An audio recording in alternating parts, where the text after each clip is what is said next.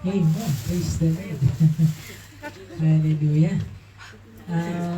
Bless po ba tayo sa gabi Amen. nito? Amen. No? Simula umpisa po at hanggang matapos ay sabi ng Panginoon ay blessing ang makadalo po sa gawain. Kanina po, I'm so blessed kay Alex kanina. Habang binabasa niyo yung ating doon po sa ating giving na envelope, eh, bigla na lang nagsabi siya na, can I give? Kasi, sabi ko, yes, you can. Kahit daw renminbi. Sabi ko, anything. It's up to you kasi ito po ay for the Lord. And I'm so thankful na kahit hindi pa po ganun kalalim sa ating Panginoon, bago pa lang po siyang nakakadalo, nakakilala sa ganitong gawain, ay nakita niya agad na para bang it's blessed to give. Amen? Amen. So, palakpakan nga po natin ang ating kapatid po, no, si Alex. Thank you so much. God bless you, okay? Bye. See you on Sunday. See you Sunday. So, again, tayo po ay darako sa ating pong message for tonight. Sige po, tayo po lahat ay tumayo ulit at let us come to the Lord at manalangin po tayo. Hallelujah. Panginoon, maraming salamat po, Lord, sa gabi na ito, Lord, that we can come in your holy presence. Wala na pong sasaya pa sa buhay namin, kundi ang makapiling ka po, Panginoon namin. And we just want to honor you, Lord, and give you this time. Samahan niyo po kami, turuan niyo po kami, Lord, sa aming pong pag-aaralan. And continue to bless, Lord, your people. Bless niyo po ang LWBC Macau at ang aming pong mga online viewers na kasama po sa gabi na ito. Salamat po sa buhay po ng bawat isa, Lord. To you, Lord, I give all the praise. The glory belongs to you alone. Ito po ang aming dalangin. In Jesus' name we pray. Amen. Sige po, makakaupo po tayo.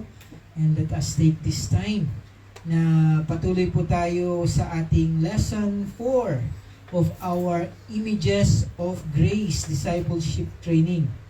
So again, this is a book of Pastor June Malaso. At ito po ay part 2 ng ating lesson titled Responding to the Sins of Others. Paano naman po kapag ang kapatid naman natin ang nagkasala? Ito po yung lesson natin. Amen? So how do we respond to them in a biblical way? Sabi nga po natin last week, dapat tayo yung nag-i-initiate ng confrontation. Na alam na natin na nagkakamali na yung kapatid natin, eh tayo dapat yung manguna sa pagkokorek. Amen? So again, base po ito sa ating passage sa Matthew 18, 15 to 18. So basahin ko lang po ulit para ma-review po tayo dun po sa ating passage. Sabi po sa Matthew 18, 15 to 18, if your brother sins against you, go and tell him his fault between you and him alone. If he listens to you, you have gained your brother. But if he does not listen, take one or two others along with you, that every charge may be established by the evidence of 2 or 3 witnesses. If he refuses to listen to them, tell it to the church. And if he refuses to listen even to the church, let him be to you as a Gentile and a tax collector. Verse 18, truly I say to you, whatever you bind on earth shall be bound in heaven, and whatever you loose on earth shall be loosed in heaven. And then sabi po sa ating other passage po, no, sa Galatians, brothers, if anyone is caught in any transgression, you who are spiritual should restore him in a spirit of gentleness. Keep watch on yourself, lest you too be tempted. So again, last Friday po, huminto po tayo sa ating lesson doon po about confrontation. Sabi nga po ng book, only those sins that cannot be overlooked must be confronted. Okay?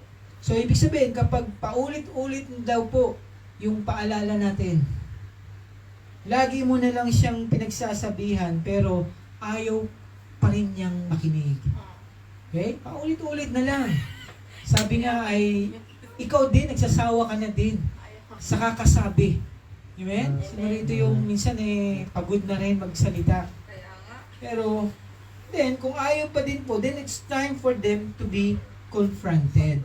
No? Sabi nga po sa ating libro, if you know that there will be consequences of this sin that will hurt others in the offender's life, so kung alam mo na itong ginagawa nila, meron naman talagang consequences. Lahat ng kasalanan may consequences po. Lalo na po kapag yung consequences na yan ay talaga makakasakit, hindi lang dun sa gumawa ng kasalanan, pati dun sa mga nagmamahal doon sa tao na yun, at pati dun sa mga mahal nila sa buhay, okay? So then, for their sake, you should make sure that he has recognized his wrong and repented from it. Okay? So, as we continue with our lesson from where we stopped last week, pag-usapan naman po natin kung paano naman natin gagawin yung pag-confront sa isang kapatid na gumagawa po ng kasalanan. So, how should we confront? So, paano daw po yung approach natin na ngayon ay magko-confront na tayo, okay? So, una po, confrontation should be done immediately. Tingnan niyo po, no? Sabi po dito, Jesus tells us that when we are sinned against, confrontation should be immediate. Kaya nga po sabi di ba sa passage, go and show him his fault. So, meaning to say, we do not want to postpone yung confrontation na yon. Ayaw po ng ating Panginoon na i-postpone yung confrontation na yon. Again, sabi po sa Matthew 18:15, if your brother sins against you, kapag nagkasala yung kapatid mo sa'yo, go and tell him his fault. So dito pa lang makikita natin, parang sinasabi natin, Panginoon, puntahan mo na agad. Huwag mo nang patagalin. Kasi kailangan, alam po natin na kasalanan talaga yon. Okay? So kailangan, ikaw mismo na nakita, alam mo na kasalanan yun, na meron daw po tayong proof na hindi po pwede na parang hearsay lang yan. Sabi-sabi lang. Kasi sabi ni ganito, hindi mo naman nakita. So bago daw natin alisin again yung puwing. Okay? Yung puwing ng iba. Alisin mo muna yung troso na nakaharang sa mukha mo. Okay? Yun yung sinasabi sa passage. Otherwise po, lalabas daw po tayong mga hypocrite. Gusto mong tulungan yung isang kapatiran na manumbalik kay Lord, pero ikaw mismo yung sarili mo malayo ka kay Lord. Okay? Minsan, ganun po, wag daw po. Okay? So, but telling them their sin should be done immediately because you want them to be right with the Lord also immediately. Kaya nga, wag daw po nating patagalin. Yun po yung mensahe na gusto mo agad iparating, no? And then next po, no? If we want to confront the sinning brother or sister, then confrontation should be done verbally. Again, ano po sabi ulit ng ating Panginoon sa Matthew 18:15? Tell him his fault. Sabihin mo. Kausapin mo siya. Sabihin mo yung mali niya, no? Sabi nga po ulit, if your brother sins against you, go and tell him his fault. Kailangan daw po malinaw. Naiintindihan niya na bakit ka pumunta sa kanya. Kasi kailangan niya makita na seryoso ka kasi serious yung ginagawa niyang kasalanan. Okay? And then of course, confrontation should be done privately. Okay? Kahit na may magtanong sa'yo, saan ka pupunta? Huwag mo muna sabihin. Kasi pasaway si ganitong kapatid Kailangan kong bigyan ng leksyon. Hindi po tama yun, no? Huwag mong ipagkalat siya sa maraming tao. Okay? Kasi po, ang biblical procedure po natin ay dalawa muna kayo. Okay? Sabi po sa ating libro, only two people should be involved first. The one who will show the fault and the one who will be shown his fault. Unfortunately, That is what Christians usually do these days. Ito po yung nakakalungkot daw po. Before they inform the person about his offense, they have already broadcasted it to others first. So gossip comes first before confrontation. So para pong napagpiestahan nyo na yung kapatiran. Hindi mo pa siya nakakorek, pero alam na ng lahat yung ginawa niyang mali. Okay? So, and then next po, no?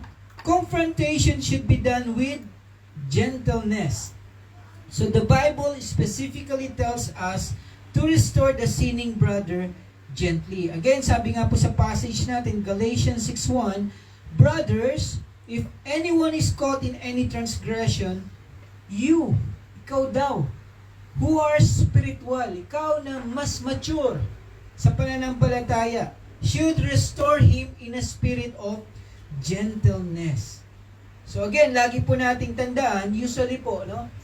Kapag nahuli po natin ang isang kapatiran sa kanilang kasalanan, given na po, very sensitive po yan. And usually, they are very defensive. Okay? Naka-defense po agad sila.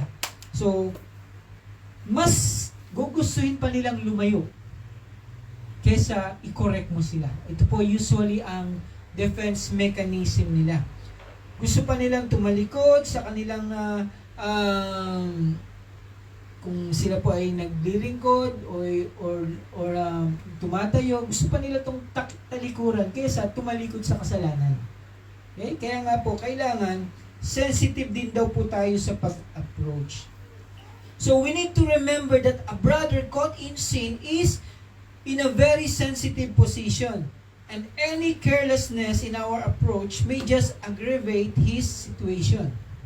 A lack of gentleness could tempt him to respond badly, and instead of willingly submitting to the process of restoration, isolate himself from the brethren and seek the company of unbelievers. Okay, no?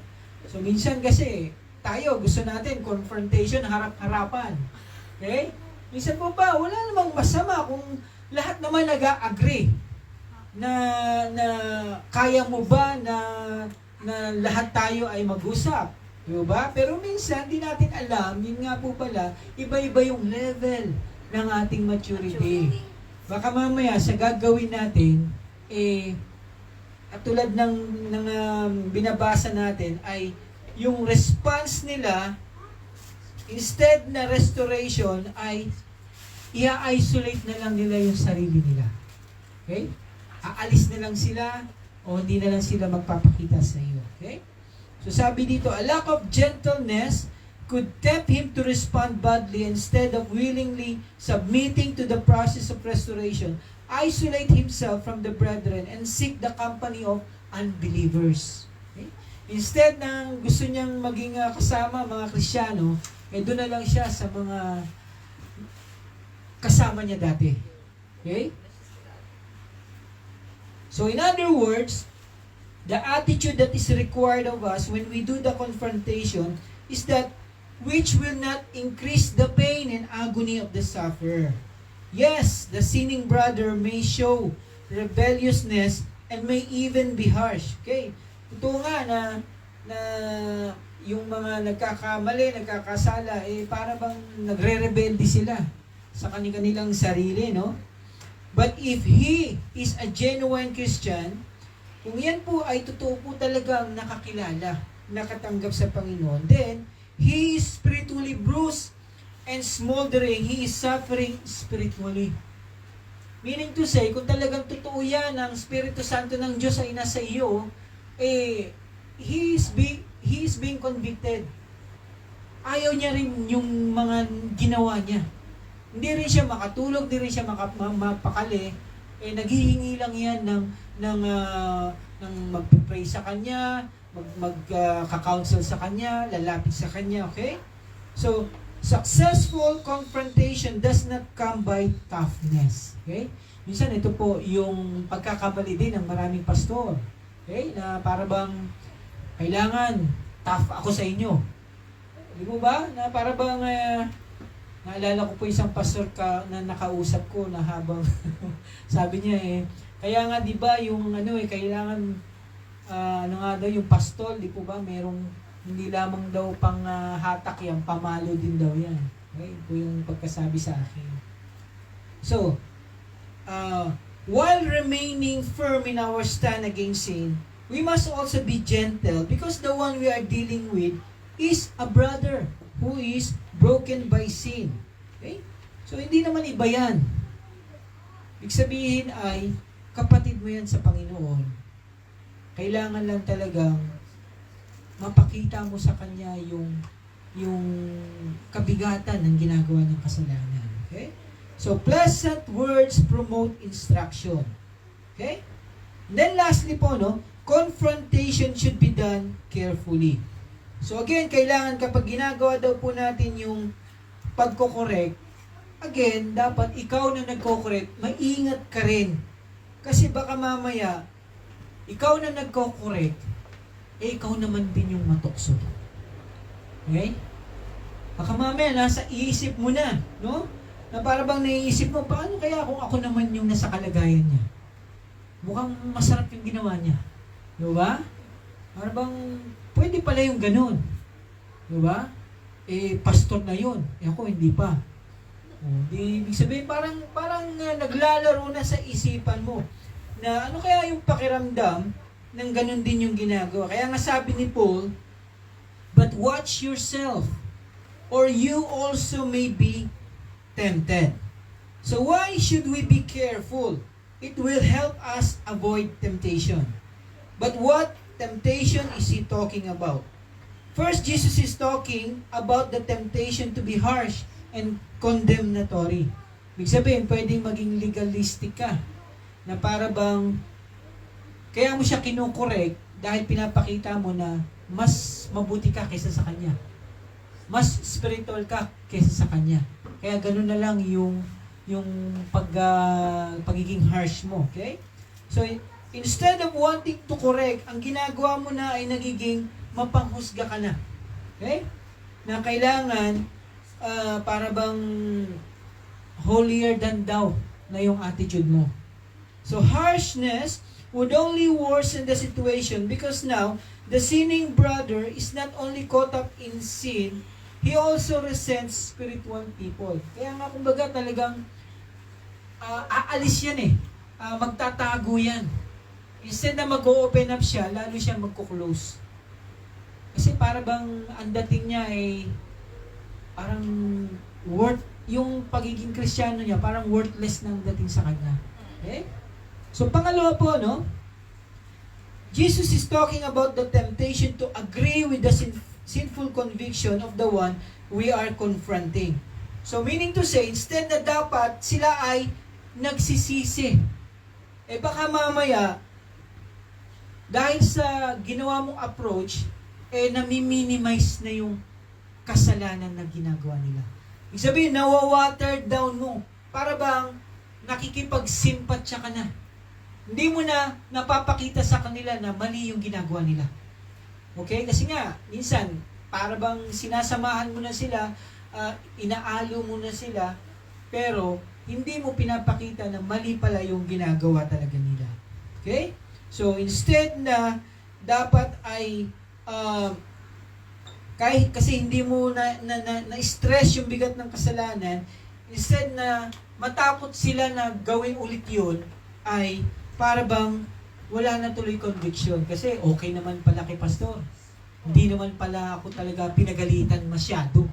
Nakukuha niyo po yung point ko, no? So this will not be helpful because it would give the sinning brother more reasons not to repent. So you will be giving him reasons to justify his sin so that instead of confronting the sin, you cuddle it. So instead na, para ba sinabi mo, sis, mali yung ginagawa mo, nabe-baby mo pa siya. Okay? So next po in our lessons, what are the levels in the confrontation process? So ano naman daw po yung stages ng confrontation na dapat malaman natin? Again, sabi po sa Matthew 18:15 to 17, binigyan tayo ng at least 4 levels ng process ng biblical confrontation. So, ang una pong dapat na mangyari daw, if we are to undergo confrontation, it is just, again, between the two of you. Okay? Just between the two of you. So, malinaw na ang sabi po ni Lord, kapag nagkasala daw yung kapatid mo sa iyo, then, first thing na dapat mong gawin, tell him yourself.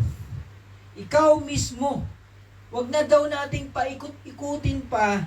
For example, nakita mo siya tapos sabi mo, o sis, para bang, sabi mo, ay, alam niya na mali yung ginagawa niya. Tapos, hindi na siya nag-church dahil may kinakasama na siyang iba. Okay? Minsan ganito Kaya hindi nag-church kasi may kinakasama ng iba. Okay? So, ibig ko sabihin iba, meaning to say, parehas silang may asawa. Okay? Then, you need to show him his fault. Huwag mo nang ipagkalat sa iba. Okay? So, sabi po dito, much of the troubles and emotional distress that we go through as individual Christians and in the local church could be avoided if we faithfully obey this command from the Lord. If your brother sins against you, go and show him his fault just between the two of you. Kayo lang. Unfortunately, we usually do the exact opposite. Pero, ang masama po, kabaliktaran yung ginagawa natin. No? Instead na ikaw lang at yung nagkasala, binobroadcast mo sa mga kaibigan mo. Okay? Nauna muna yung mga kaibigan mo na malaman kesa ikaw na dapat pumunta sa kanya. No? Para bang, alam mo ba, ito yung ginagawa ni sister? No, di ba? So, the recipients of gossips are themselves, hindi nila alam, yung mga nakikinig ng chismis, sila din po guilty. Okay? The recipients of gossips are themselves guilty of the sin. So instead of involving yourself in the sin, when someone starts to talk about his problem with another person to you, ikaw din mismo doon daw sa loob ng pagkukwentuhan ninyo, ikaw na nakakinig ng chismis, ikaw na dapat ang mag-stop nun. Kasi pag hindi mo ni-stop, ikaw din magkakasala. Okay?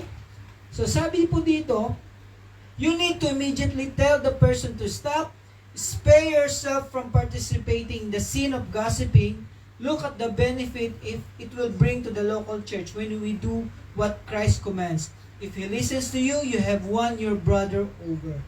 A bond between you and that brother will be developed. Nakita niyo po, ibig sabihin po nito, kapag ikaw mismo ang dumiretso dun sa kapatid na yon without compromising o kaya chinichismis mo siya, mabibili pa yung kapatid mo na yun sa'yo. Salamat at hindi mo sinabi to sa iba. Salamat at nagmalasakit ka at tinama mo ko. Paano kung bigla na lang nabalitaan niya na pinagkakalat mo pala? Di mo ba masasaktan siya? Di mo ba? Tinama mo nga ako pero sinaksak mo naman ako sa likod. Di mo ba? Minsan ganun tayo no? So, once repentance is done, then forgiveness should be offered. And if forgiveness is offered, then the offense should be forgotten. Okay. Kapag yan ay napatawad na, okay na, then continue. Minsan po kasi binabalik-balikan natin, dati ganyan yan. Wala nang dati. Pinatawad na Di ba alam, ganyan ang buhay ng dati na yan, di ba? Kasi ikaw na nakakalam. Hindi, ikaw nga nag-correct ikaw pa ngayon yung parang binabalik mo yung pagkakamali na dapat hindi mo ginagawa. Okay? So, but if after the one-on-one confrontation, the offender, ito na po, refuses to admit his mistake and ask forgiveness, then confrontation should go to the next level. So, kung ayaw niya ngayon makinig, kinonfront mo na, ginawa mo na biblically, sinabi mo yung pagkakamali niya, pero ayaw pa rin niyang makinig, then, ano yung susunod kapag hindi siya nakinig o tumalikod sa ginagawa niyang kasalanan? So, take one or two witnesses. Ito na po yun. Okay? So many Christians believe that the one or two witnesses are people who saw the sin or originally knew it, like witnesses to a crime scene. But that is a serious misunderstanding of this text. Okay? So minsan po kapag naririnig daw natin na take ka ng one or two, magsama ka na, no, ng witnesses. Na kala ng iba yung nakakita rin mismo, hindi po, no? The one or two witnesses, sila ay mature Christian who understand the Bible. So ang kukunin mo ay yung mga mature na alam nila yung process ng pagkokorek. So could further prove to the sinning brother his sin based on the Bible and have the same intention of restoring the brother who is caught up in sin. So again, yung one or two witness po, no, is fellow Christian din. Mga Kristiyano rin ito. So, andun po yung kanilang spiritual maturity na. Hindi mo para bang basa-basa ka lang kukuha na hindi mo rin pinag-aaralan kung sino yung dadalhin mo. Baka mamaya yung dinala mo na para maging witness ay hindi pa matured at siya ang nagpakalat ng kung ano-anong nangyari sa church. Okay? Minsan, ganito po, no? Hindi, sabi, magdala ng witness eh. Yung witness mo pala, hindi naman mature. Siya pa yung nagpagulo. Instead na maayos na, siya pa yung nagpaliyab. Okay? Minsan ganito no? So sabi dito, yung mature Christian who understand the Bible could further prove to the sinning brother his sin. Diba? Ma-explain niya pa ng mabuti kung ano yung ginagawa ng kasalanan ng kapatid na yun na pinuntahan ninyo. Ibig sabihin, alam niyang i-handle yung correction. Hindi po siya, again, yung basta-basta hinatak mo lang na para maging witness. So they know their responsibility at andun yung heart nila para maitama yung kapatid kasi ang gusto nila, ang reason nila, para siya ay manumbalik pa kay Lord. Hindi yung mas lalo mo pa silang ididiin sa pagkakamali nila. Okay? Meaning to say, may burden po sila sa paglago ng kapatiran na yun. Yung bang sila yung unang lumuluhod. Hindi yung buti nga, nagkaganyan-ganyan ang buhay mo. Hindi po yun. Sila yung talagang umiiyak kay Lord. Lord, yung kapatid namin na ito, nakalimot na ata. Hindi na ganun kainit ang maglingkod sa iyo. Kaya sila yung lumuluhod. Sila yung Lord, kayo na pong bahala. Ipuin yung puso niya. Okay? So the witnesses are not merely witness. They are first counselors who seek to reunite the two estranged parties. No? That is indicated in the words, if they refuse to listen to them. So they are pictured as actively participating in the reconciliation process. It is when the refusal to repent takes place and only then that they turn into witness. Okay? Meaning to say, ang ibig sabihin ng witness na yan, kapag ginagawa mo na lahat ng bagay para sila ay makorek, manumbalik, sinasabi mo na lahat ng counsel, pero ayaw pa rin nila magpakorek, ayaw pa rin nilang magpaayos, then yun na yun, magiging witness na sila. Na ito, hindi talaga nila gustong tumalikod sa ginagawa nilang mali. So, nagiging stand na yun na para maging witness sila. Okay? So, they do not appear as witnesses in this informal stage. They will become witnesses if and when the matter is formally brought before the church. Okay?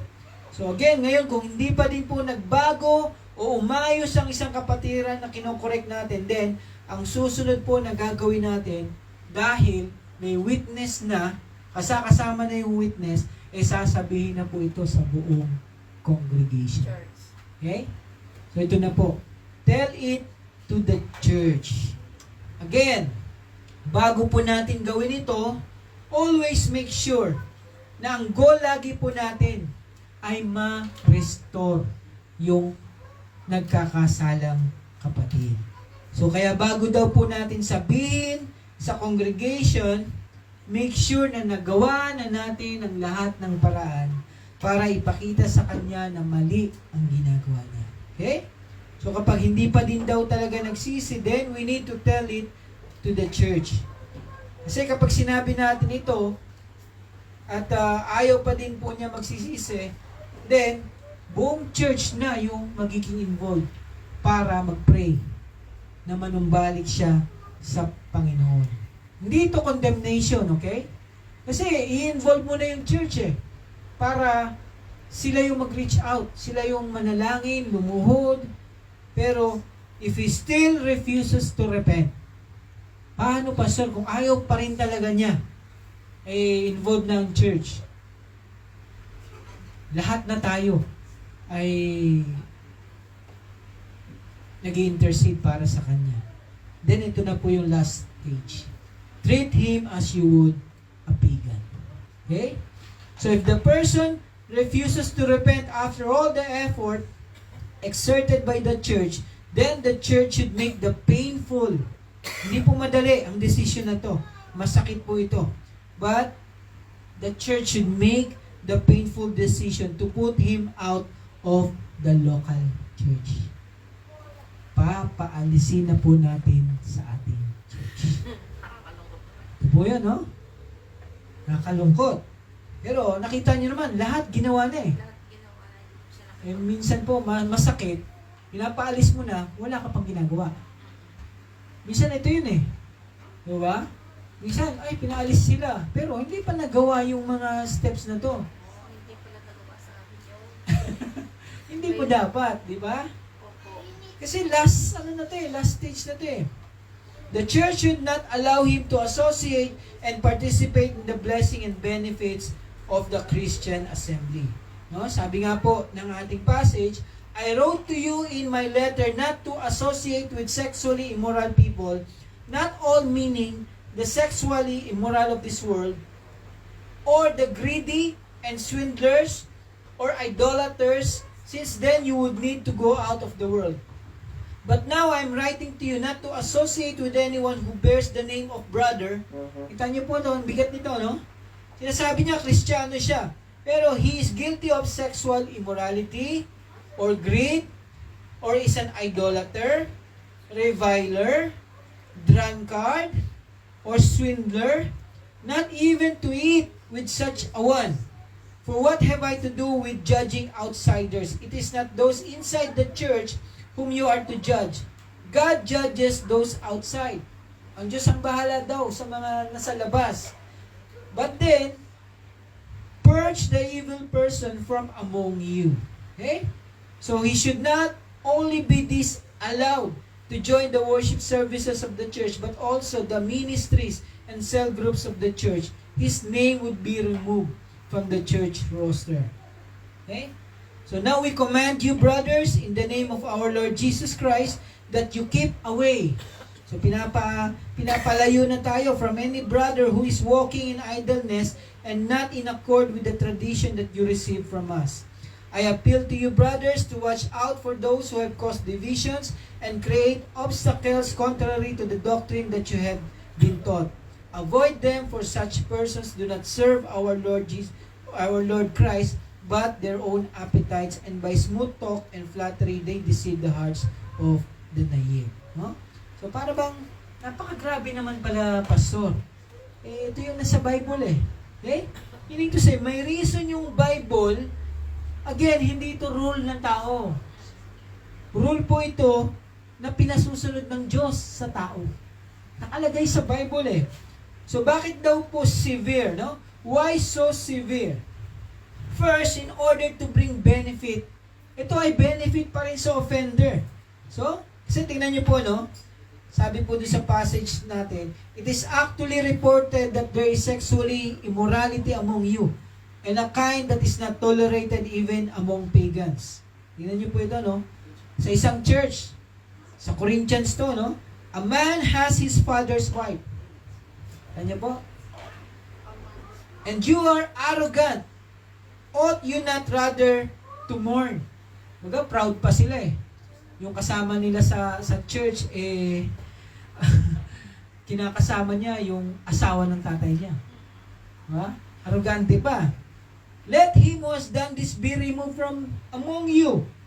For though absent in body, I am present in spirit, and as if present, I have already pronounced judgment on the one who did such a thing.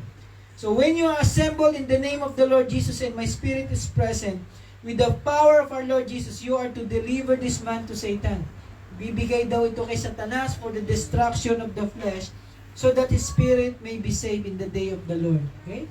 So para bang sinasabi nga dito, ito yung sinasabi natin, kapag ayaw mo pa rin na magpaayos, baka kukunin ka na ni Lord.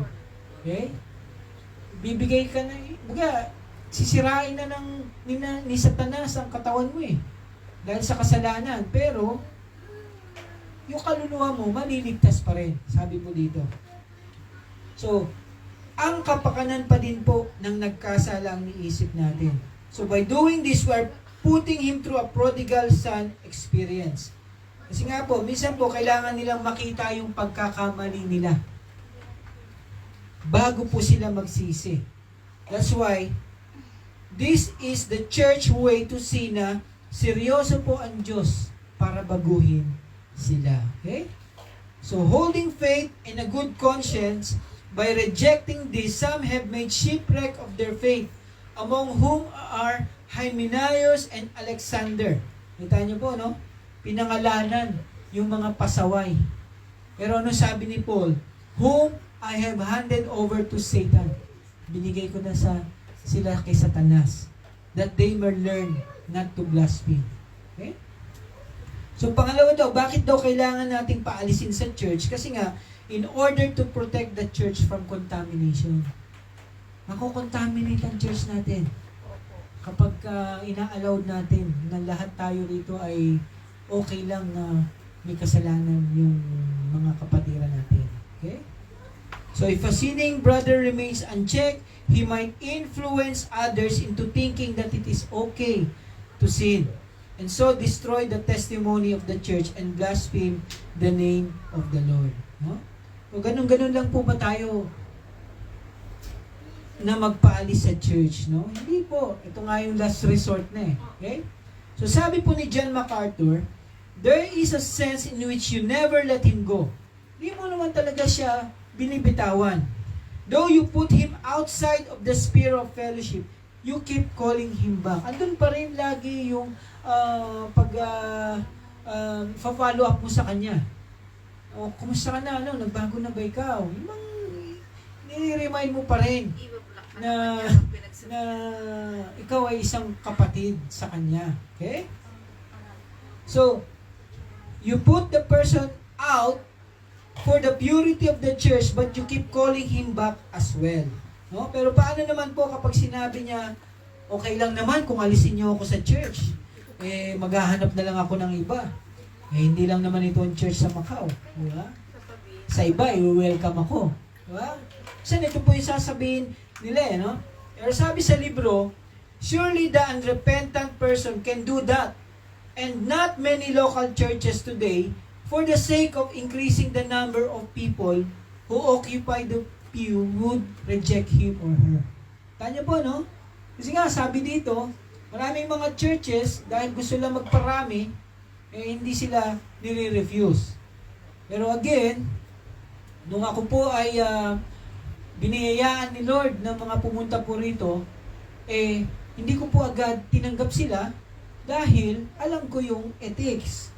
Kinausap ko muna po lahat bago po sila pumunta rito. At kinausap ko din po yung pastor na bakit po sila ay pumupunta rito. Pero dahil sa para bang hindi naman nasunod yung ginagawang correction, ayaw nang pabalikin o ayaw nang tanggapin sa church. Sabi ko, kung gano'n ang ginagawa, bakit? Di po ba? Saan sila mag-church? At least dito, makikita mo na may mag-aalaga na pastor. Kaya nga po, pinaalam ko po lahat sila. Yung iba nga po ay parang nagalit pa sa akin, ba't daw tinanggap ko. Sabi ko, hindi nyo nga ginawa yung part ninyo Ngayon, magpapaalis kayo ng walang koreksyon. Nakita nyo po, no? So, kaya nga po, sabi dito, kailangan nagawa po lahat ito. Okay? So, but our God, whose eyes are too pure to behold evil, with whom no creature is hidden, but all are naked and exposed, and to whom we must give account, will never let the guilty go unpunished. Okay? So kung talagang pasaway na yung kapatiran na yan, ayaw na talaga na magpaayos, Diyos na po ang bahala sa kanya. Ito po yung sinasabi dito. Okay? So if the unrepentant person is a genuine believer, kasi nga po, it's a question of false convert and true convert Baka mamaya kaya ganyan pa rin niya, gusto pa rin niya yung buhay niya dati, wala naman talagang nangyaring kaligtasan in the first place, okay? So if that is a genuine believer, then God will deal with him or her in his or her former church or in the church where he or she is transferring to. Okay? Aayusin pa rin naman yan ni Lord. Kaya huwag tayong mag-alala. Kaya nga po, huwag tayong para bang, lumipat ka sa church na yan, hindi mo na siya papansinin. Hindi po tayo ganun. Okay? Kung siya po ay genuine, ikaw ay genuine, pare-parehas po tayong magkakapatid. Okay? Amen. Hindi yung nakita mo sa daan, lilipat ka sa kabila kasi gusto mo siyang iwasan. Dati. Hindi po dapat ganun. Okay?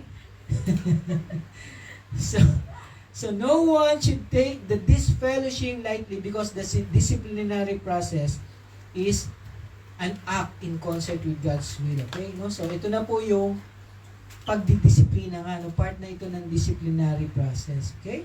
So the Father and the Son are acting together with the church in this fellowshipping the person. So that's why refusing to repent after confrontation means refusing to submit to the will of God. It is a clear violation of His will. So the same is true to anyone who refuses to submit to church discipline. Okay? So what's the purpose behind the confrontation? Okay, malapit na po tayo matapos. So the purpose behind confrontation in disciplinary process is, again, restoration.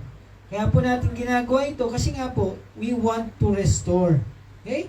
Sabi again sa passage natin, if your brother sins against you, go and tell him his fault between you and him alone. If he listens to you, you have gained your brother. Okay? So ito po, no? So the goal is not to publicly embarrass people. It is not to condemn offenders and to put them out of the church. So the purpose of biblical confrontation is to bring fallen believer back to healthy spirituality and fellowship with the whole church. So, ibig sabihin po, yun talaga po ang purpose natin. Manumbalik sila. Hindi po pwede na ikaw ay lumalago, pero siya hindi. Huwag po tayong papayag. Okay? So now, questions for review and reflection. So ito po again, yung assignment natin. Ipopost din po ulit ito, no? Para po sa pagkatapos natin ay meron po kayong essay na sasagutin po lahat ito, okay? So, questions for review and reflection. Who should initiate the confrontation? Number 1. Number 2, what are the excuses some Christians give for not confronting? Okay? Number 3, whom should we confront? And number 4, what sins should we confront? Number 5, how should we confront? That's number 6, what are the levels in the confrontation process? And 7, what's the purpose behind the confrontation? And then 8, is there anyone you should confront? Meron po ba tayong dapat i-confront sa ating church? When will you confront him, her? Kailan natin i-confront? Bukas ba? Mamaya ba? Okay? So that ends po yung ating lesson 4. Amen? So tayo po lahat ay tumayo and let us end in prayer. Po, po ay naman. Hallelujah, O Lord. Panginoon, marami pong salamat sa natapos po namin na lesson for tonight sa aming pong pag-aaral. Patuloy po, Lord, na mangusap ka sa amin. I pray, Lord, na lumago po, Panginoon, ang bawat pag-aaral namin. balik-balikan po namin ito. Yung video, pwede po namin panoorin ulit. And mag-meditate kami, Panginoon, sa mga bagay-bagay po na ito. Help us, Lord, to be mature. Help us, Lord, na kami po, kapag nagkakamali, ay makita namin kung paano po ma-restore po kami, Panginoon. At kung yung mga kapatiran din naman po namin ay nagkakamali, nagkakasala, turuan nyo rin po kami, Panginoon, kung paano sila confront biblically po, Panginoon. Minsan pa po, salamat sa oras nito, God. I pray, Lord, sa kalakasan ng bawat isa, O God, sa aming paghiwa-hiwalay. Ikaw po ang manguna sa amin. Bless our families. Thank you, Lord, for the blessings. Thank you, Lord, for the gift of life sa mga nag-birthdays, Panginoon. At Lord, yung mga pabalik po ng Macau, I ask, Lord, that you be with them, guide them, protect them. Ikaw na po, Panginoon, na manguna sa plano po na yung mga anak. Lord, sa aming mga kapatiran, nakagagaling lang po sa sakit at karamdaman, sa operasyon, Panginoon. I ask, Lord, that you continue, Lord, to heal them, give them strength, full recovery, Panginoon. Ikaw po ang mag-supply ng pangailangan ng bawat isang, O God. Even po sa aming mga amo, Lord, salamat sa magagandang relationship. At kung meron man po kaming amo na hindi po maganda ang relationship namin, I pray, Lord, ikaw po manghipok, Lord, sa kanila. At sila po, Lord, ay magkaroon din po ng magandang relationship sa kanilang mga amo. Minsan pa po, bless our children here. Bless, Lord, our families, O God. Ito po ay nandito o ito po ay nasa Pilipinas o kahit saang lugar po. Lord, ang aming mga mahal sa buhay, Lord, nasa iba-ibang lugar po.